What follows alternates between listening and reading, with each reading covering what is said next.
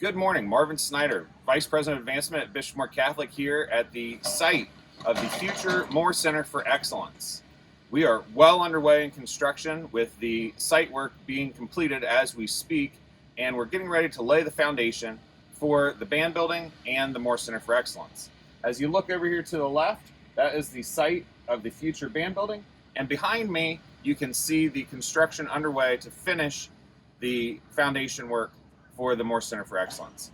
Thank you so much for your continued support, and be on the lookout for future communications regarding construction of the Moore Center for Excellence.